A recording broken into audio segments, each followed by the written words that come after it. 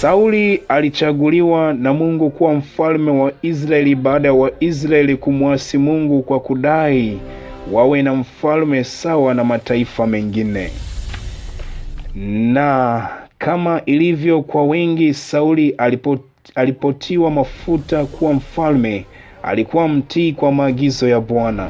Lakini kadiri alivyodumu kutawala, hatua kwa hatua aliacha kumtii Mungu na akaanza kutumainia hekima yake mwenyewe, jambo lililomfanya akataliwe na Mungu kuwa mfalme juu ya Israeli. Samueli, ambaye alikuwa nabii na kuhani wa Mungu wakati ule, alimpenda sana mfalme Sauli na moyo wake ulihuzunika sana kwa sababu ya uasi wake. Biblia inasema Bwana akamwambia Samueli, hata lini utamlilia Sauli, ikiwa mimi nimemkataa asiwamiliki Israeli? Jaze pembe yako mafuta, uende, nami nitakupeleka kwa Yese Bethlehemia, maana nimejipatia mfalme katika wanawe. Basi Roho wa Bwana akamwacha Sauli. Na japokuwa Bwana alikuwa tayari amemkataa Sauli asiendelee kuwa mfalme juu ya Israeli, hata hivyo hakuondolewa madarakani mara moja. Ilichukua muda. Katika kipindi hicho cha mpito, nabii Samueli alifariki dunia.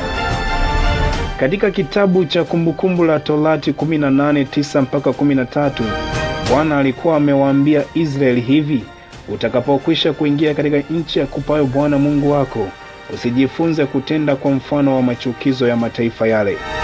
Asionekane kwako mtu ampitishaye mwanawe au binti yake kati ya moto, wala asionekane mtu atazamaye bao, wala mtu atazamaye nyakati mbaya, wala mwenye ubashiri, wala msihiri, wala mtu alogaye kwa kupiga mafundo, wala mtu apandishaye pepo, wala mchawi, wala mtu awaombaye wafu, kwa maana mtu atendaye hayo ni chukizo kwa Bwana.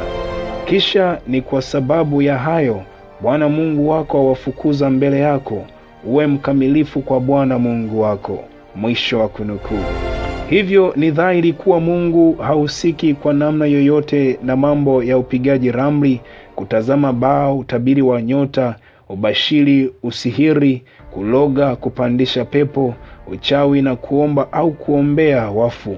Lakini je, ni wangapi wanafanya machukizo haya katika nyakati zetu, licha ya wao kudai kuwa wanamwamini Mungu na ni watu wa dini?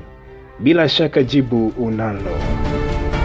Na kumbuka kwamba hayo yote yanatokana na watu kuliacha neno la Mungu na kugeukia udanganyifu wa Shetani.